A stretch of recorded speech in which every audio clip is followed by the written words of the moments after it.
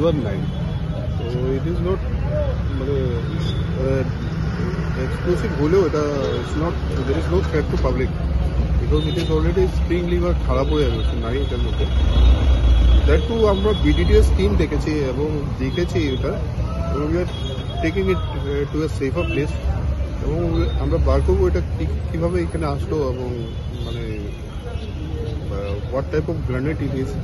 এটা আমরা এটা নর্মালি যে গ্রেনেড আছে ওটাই, তো ওটা আরও আমরা ফরেন্সিক টিমও ডেকেছি, আমরা আরও ফান্ডিং সেটা পরীক্ষা করার পরে দেখতে যাবে। এখন ফার্স্ট প্রায়োরিটি হলো ডিফিউজ করে।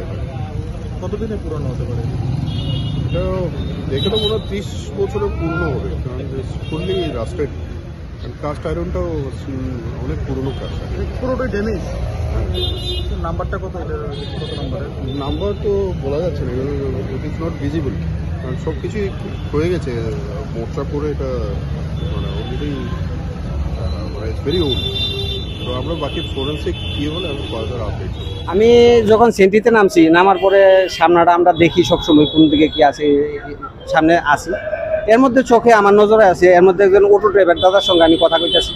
এমন সময় দেখেছি না, আমি ভাবলাম যে জিনিসটা তো একটু অন্যরকম মনে হইতেছে। সঙ্গে সঙ্গে আমি ইস্টপিএসে কল করছি, যদিও স্যারে হয়তো বা ব্যস্ত, রিসিভ করতে পারছে না। আউটপোস্টে আমি জানাইছি, আউটপোস্টের থেকে তারাও ওইখান থেকে স্টাফ পাঠাইছে, এবং সঙ্গে সঙ্গে আমি আমার ওসি স্যাররে জানাইছি, এবং আমি আমার 112-তে এটাতেও আমি কল করে দিছি। কল করার পরে তারা এখান থেকে স্টাফ পাঠাইছে। আমরা ইদ্রুই করতে পারবো, এবং জিনিসটা কি আমরা আদৌ জানতাম না।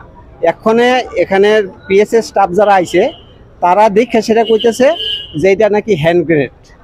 তো হ্যান্ড গ্রেনেডটা কীরকম কী আসবে সেটা আমরা কইতে পারতাম না।